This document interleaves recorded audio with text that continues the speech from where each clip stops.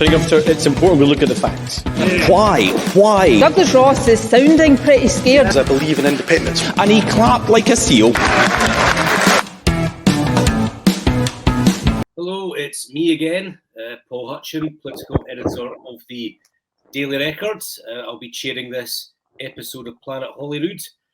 Joining me on this dreich December day are two Planet Holyrood stalwarts. That's the Sunday Mail's political editor John Ferguson and the Daily Record's chief writer Anna Burnside. I should say that John is down in London today. If that looks like a London hotel room, then that is because it is. He's been nominated for a British Journalism Award for his sterling work this year. I think on the SNP police investigation. I may be wrong on that, but I'd be astonished if it wasn't for that. So obviously, John, we wish you all the luck this evening. Are you confident of your chances? Well, we're up against some stiff competition from the London papers, but who knows? Well, I mean, I think you got a good chance. You know, I think that it's set the agenda for so long. Your coverage of the police investigation, so I think you must have a pretty decent shout at it. Excellent. Well, we'll go into it with high hopes then. Indeed. All right, so I think that the big story this month is going to be the Scottish Government's draft budget and how to fill what seems to be a £1.5 billion black hole. But before we come to that, let's just go back a few days to the Sunday Mail splash, John. Operation Branchform, which is the police investigation into the SNP finances, it's been pretty quiet of late. Haven't been too many stories about it, but that changed on Sunday, where you reveal that one of the things the cops have been looking at is the purchase of a high-end Jaguar, which I think was worth more than 90 grand. Could you just talk us through the story and the significance of it? Yeah, that's right. It's a £95,000 electric Jaguar I-Pace. It's pretty much the most expensive model that you can buy it. Say that this isn't a new development in the investigation, in the sense that it's unclear exactly when the police started looking at this. It could have been a while ago. Certainly, I've known about the existence of this Jaguar for quite some time. It's just that some new information came to light that allowed us to now write the story. So specifically, the fact that it was actually Peter Murrow who purchased that vehicle in a dealership in Edinburgh. Now, there's obviously there could be a perfectly good explanation for this, but it does appear that Peter has purchased the vehicle at the very end of 2019. It's been photographed on his driveway at his home. It's then been or that we have been given reports that he was at least trying to arrange to sell the car at a WeBuyAnyCar.com office in Glasgow, sort of late 2021. And the car was indeed, the ownership changed a few months after that, and a new registration plate was put in the car, I assume by a new owner. Certainly the registration and the ownership appears to have changed again just in the last few months, so that second owner didn't own the vehicle for very long at all, and it's now bizarrely appears to be up for sale again. So it's just another high value item that the police are very interested in investigating in relation to this fraud probe. And John, I mean, first we had the motorhome, the purchase of a motorhome. Now the purchase of a Jag. Folk will be thinking, what's going on here? Yeah, exactly. I mean, it does seem strange that that Peter Murrow would be buying two extremely expensive vehicles in quite a short space of time. Now, perhaps there is a totally reasonable explanation for that. Perhaps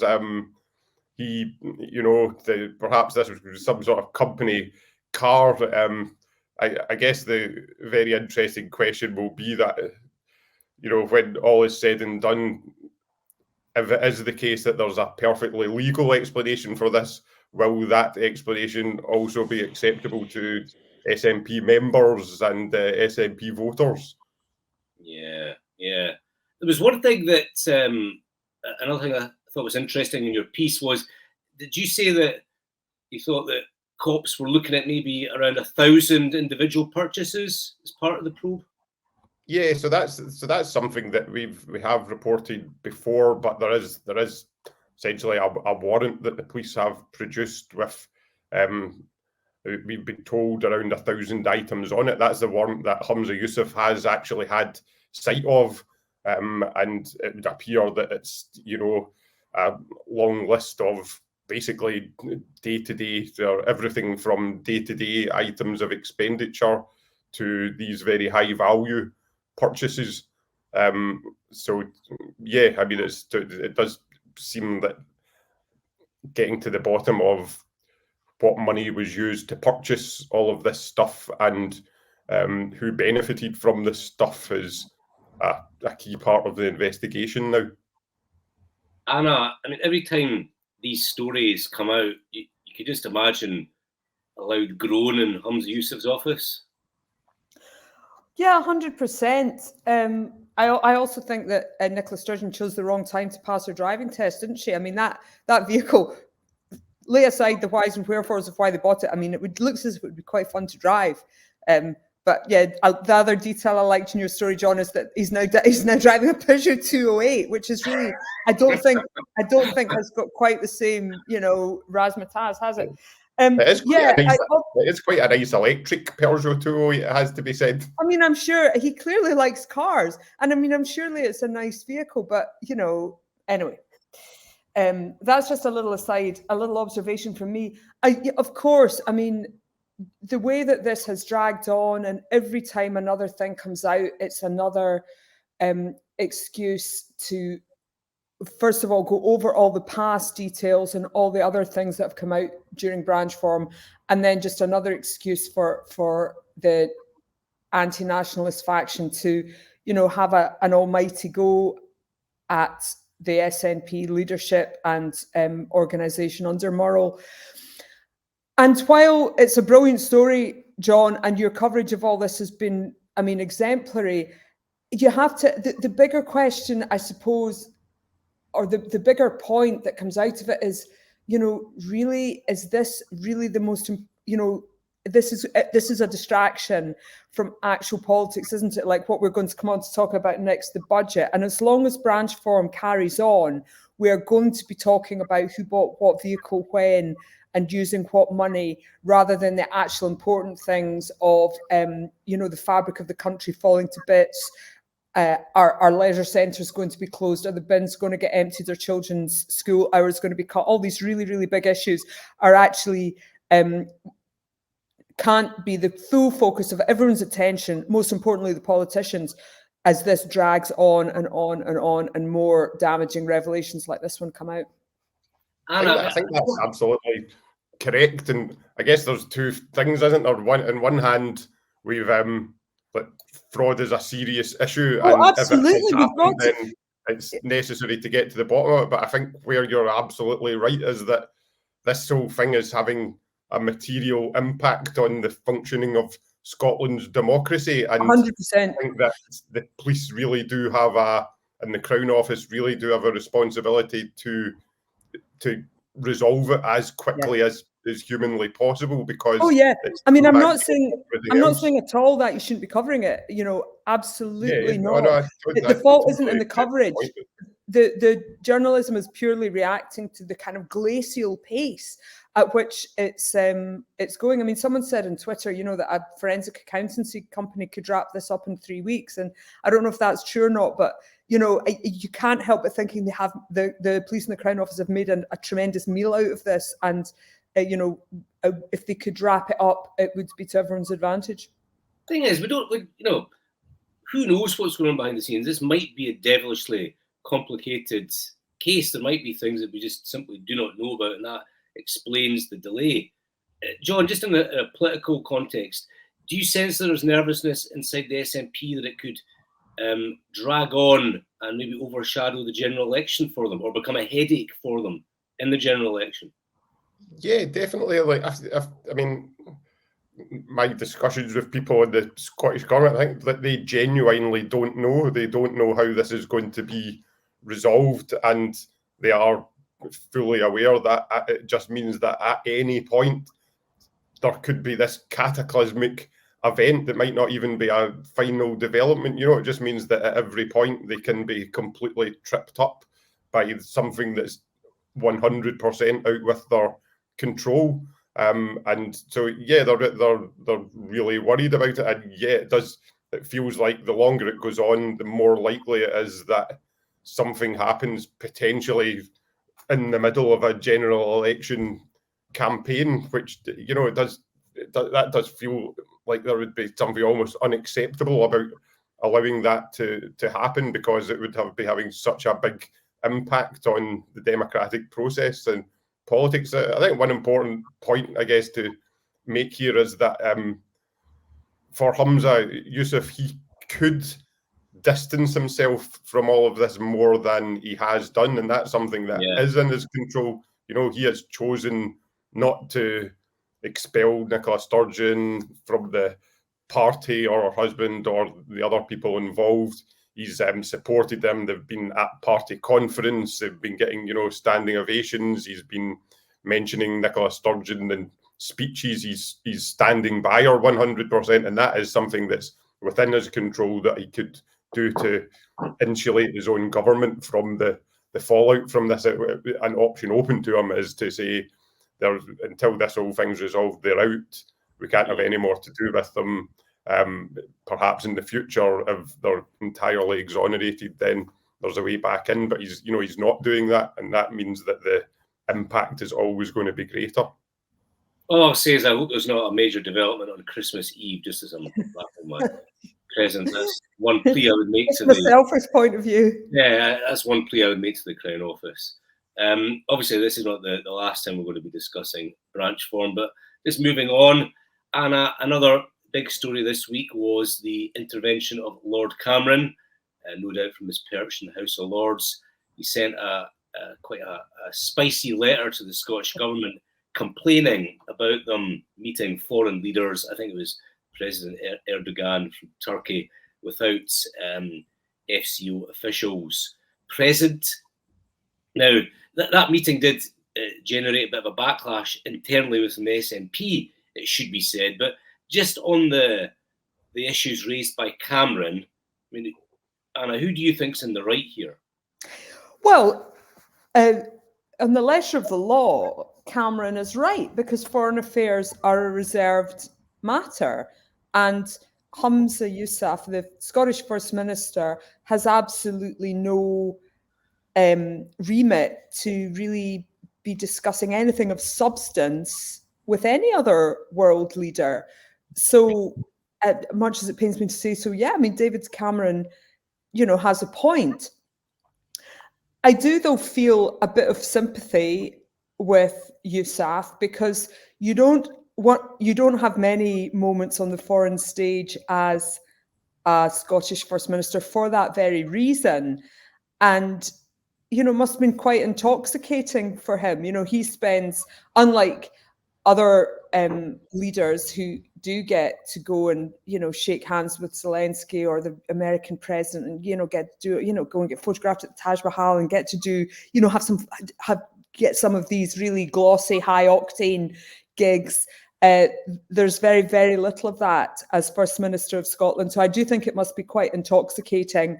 And also, Humza Yousaf obviously has a very personal interest in the Gaza issue, and, you know, put all that together. And yeah, of course, he was going to meet Erdogan if he got that opportunity.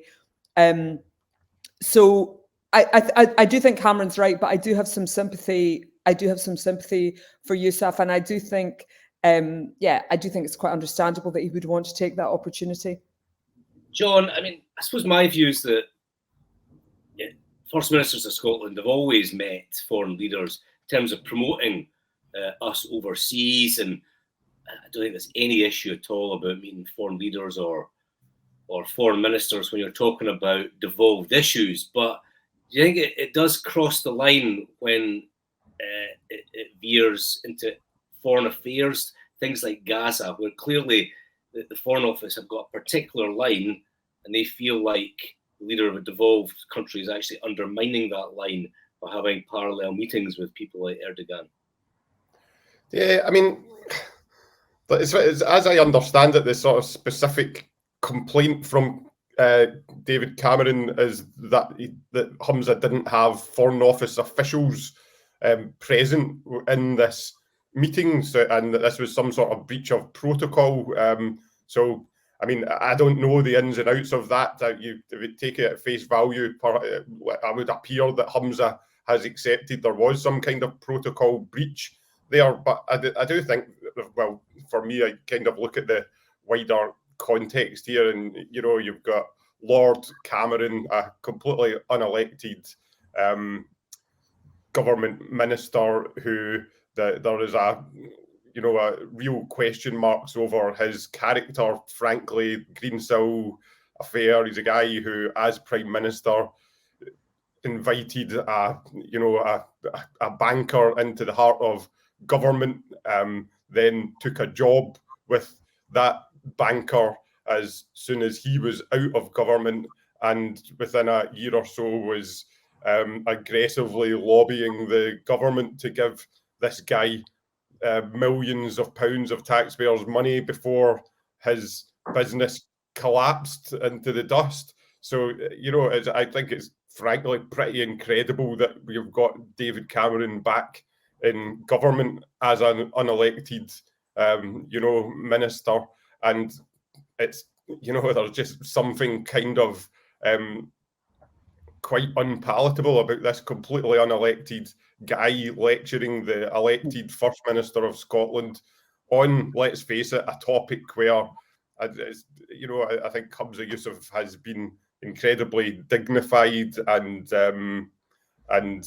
is, generally regarded as having his interventions on Gaza. The things he's said have been really pretty good and respectable, and he obviously has this personal connection with the situation there. The UK government's position is not to call for a ceasefire. That it would appear that is quite out of step with what a lot of the general public think on the issue, and Humza's position seems a lot more in touch with what most people think on this, and it would appear that's definitely the case in Scotland. So, whether a protocol was breached or not, I don't know. Probably there was, but I'm very relaxed about Humza Yousaf speaking out in Gaza and speaking to other world leaders on that subject.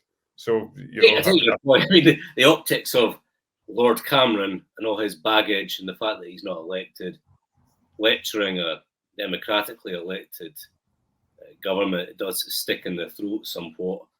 It's like, makes sense. It's not the first time, though, is it? I mean, James Cleverly had to over Iceland. I mean, it's clearly something that they're watching. They're clearly, clearly they're watching to check, keeping a watching brief on whether First Ministers, do more than a kind of Iron Brew photo opportunity with a world leader, and if there's any line crossing, it's going to be watched and reacted to. Yeah, I mean, I think that there's a point there, but I don't think Lord Cameron is a particularly good person to make that point at all. It feels to me also, I don't know what you think in this, that you get the impression that the UK government, the Conservatives at the moment, they kind of feel like the SNP are weak and they can be kicked around a bit. So you do have to look at this in this wider context of the court cases around the GRR and all these other areas where the UK government seems to view the SNP and Humza Yousaf as weakened and something that they can kind of start to have a bit of sport with, challenge them, slap them down, and that they get away with them. And they seem to have the view that that's going to be looked upon favourably by the public. Mm-hmm. Yeah. Okay, let's move on to the main item then. Next week's draft budget. I think it'd be fair to say it's going to be a difficult one for the Finance Cabinet Secretary, Shona Robertson. The figure doing the rounds is that there's a £1 billion black hole, but since then, the Scottish Government has backed a council tax freeze. I think that they announced about 100 million or so for cutting waiting lists. Then, of course, there's the public sector pay deals they have struck, which will have a knock-on effect next year as well. So the figure is closer to 1.5 billion to 1 billion. Anna, how are they going to get themselves out of this hole? Can they? Well, with extreme difficulty. I mean, it's an absolutely horrendous situation they're in, and the things that are getting floated, you know, the kind of flags that are being flown about how this is going to happen are all, you know, are all monstrous. Obviously, the most obvious thing to do is a tax hike, and I think this has been pretty well trailed, that there's going to be a new 45% tax rate for people in a kind of high middle, not top, but kind of high middle tax bracket. I think there seems to be some debate over how much money that would actually raise. The thing that I was reading this morning, the SGC thinks it will raise 92 million, but actually the Fraser of Allen Institute have said, well, you know, as soon as you put a new tax band like that in place, you know, smart people then just readjust how they pay their taxes and where they put what money. And I don't know what these people do. Sadly, I have no personal knowledge of this world to live in. But anyway, the Fraser of Allen Institute reckoned it would only raise 39 million, which for something that actually is quite a nasty headline, which raises the tax gap between Scotland and England.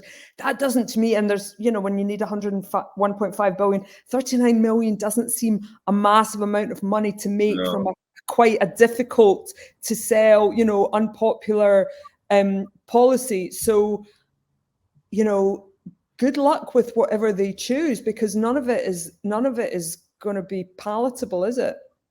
John, just on this tax band, which I think might fall in income between around 75 grand to about 125 grand. The Fraser Islander, as Anna just said, been pretty clear, it's not going to raise a huge amount of money. Do you think if they do that, is that more about sending a signal? Is it performative? Is it symbolic? More than it is about actually based on raising serious money?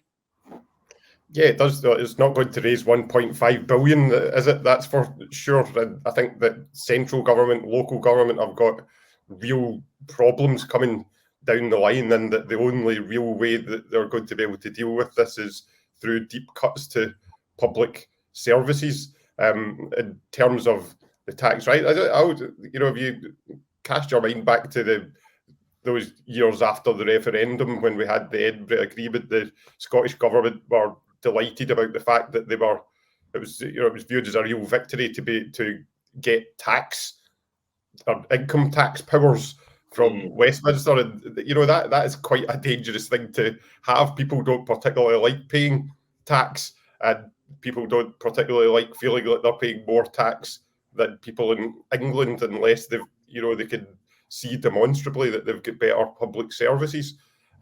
So yeah, I mean, it's difficult to see how this extra tax band is going to make much difference. I think it's got more to do with the SNP's philosophy that the people with the broadest shoulders in society should take more responsibility and pay more. That's a laudable thing, but it's not going to deal with these problems.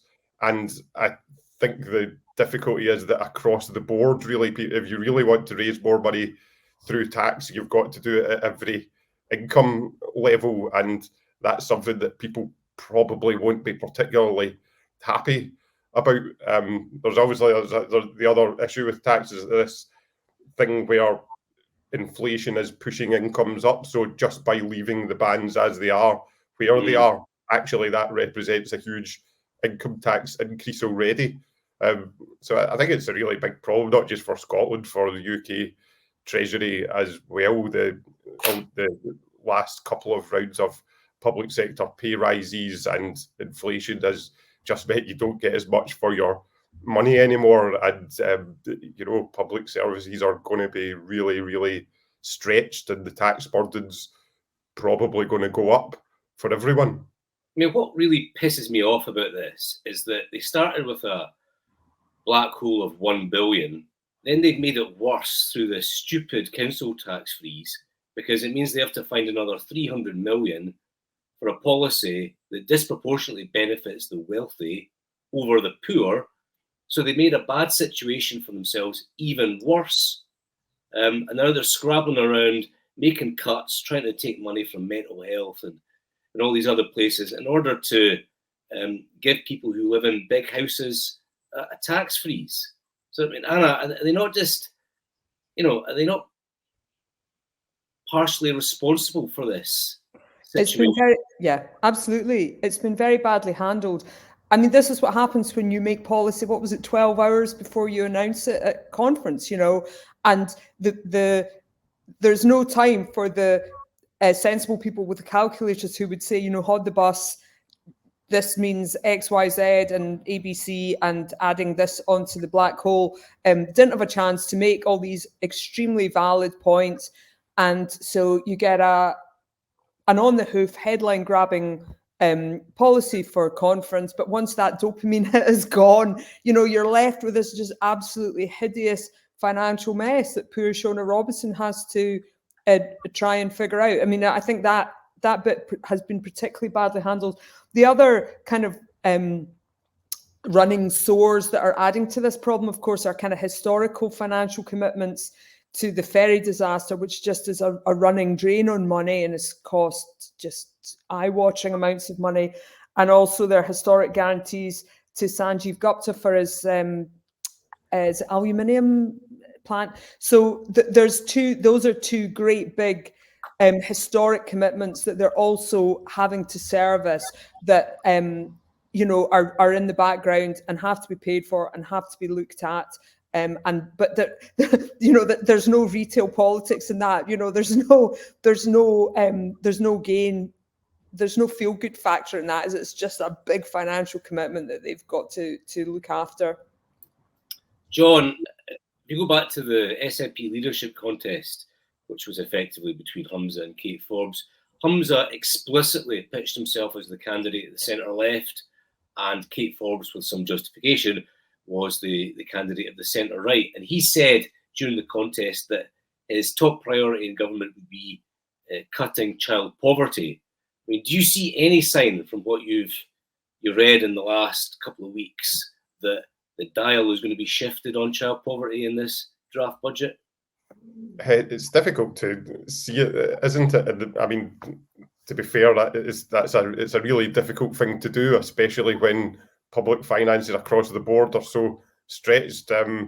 Obviously, this week, Humza was, talking about the fact the attainment gap had been narrowed. However, it does, that does appear to be dependent on exactly what figures you're looking at, and the insinuation is that the Scottish Government will get a very narrow set.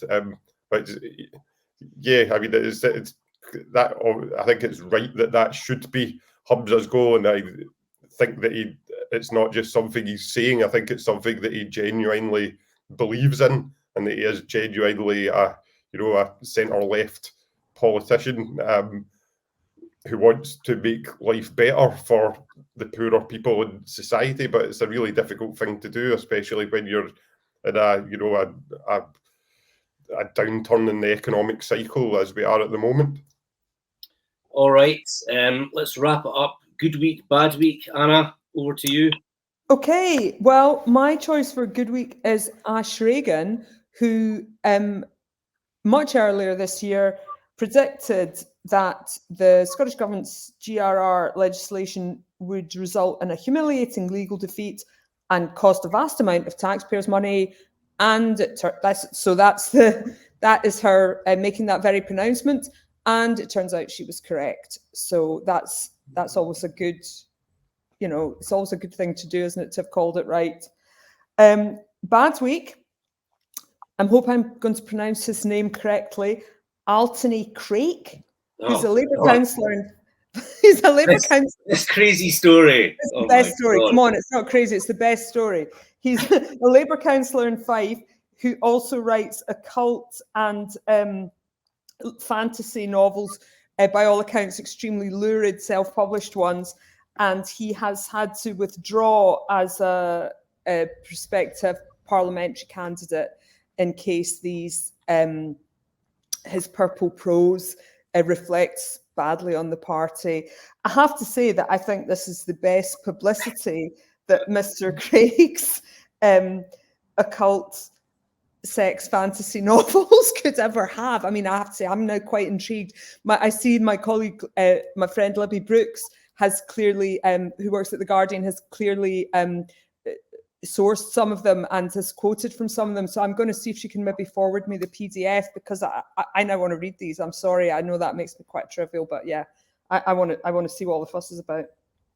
My prediction for this selection, where the chap has stood down, is that Labour have probably found a candidate they want, and now they're rerunning the race, and lo and behold, someone favourable to the leadership will come forward and then win the candidacy, unlike Mr. Craig, who was probably going to win it at the beginning of time. So I think it was Irvin Welsh who said, "I've never heard of the guy, but," and as you say, Anna, his novels now have probably... Irvin's with me.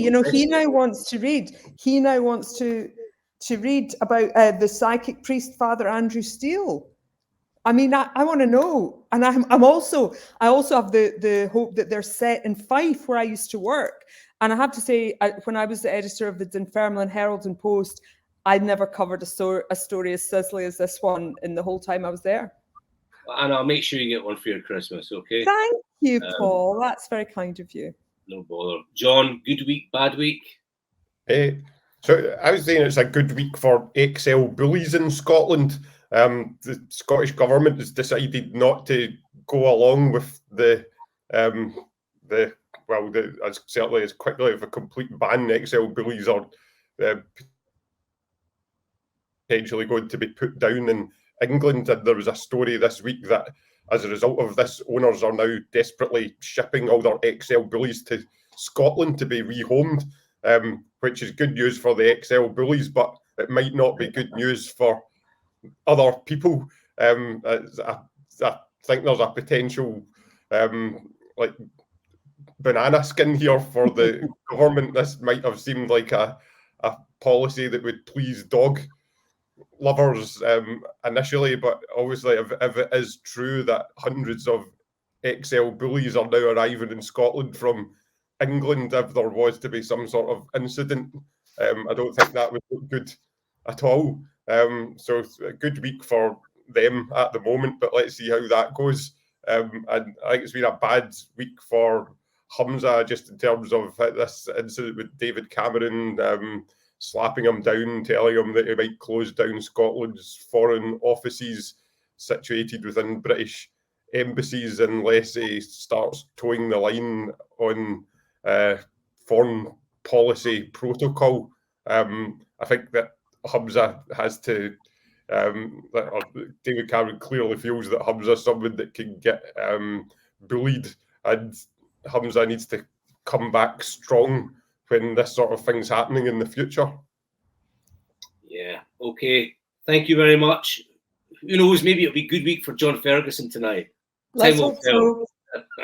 Thanks. Good luck for John.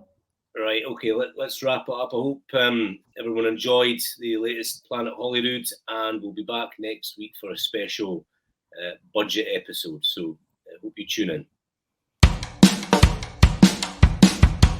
It's important we look at the facts. Why? Douglas Ross is sounding pretty scared. I believe in independence. And he clapped like a seal.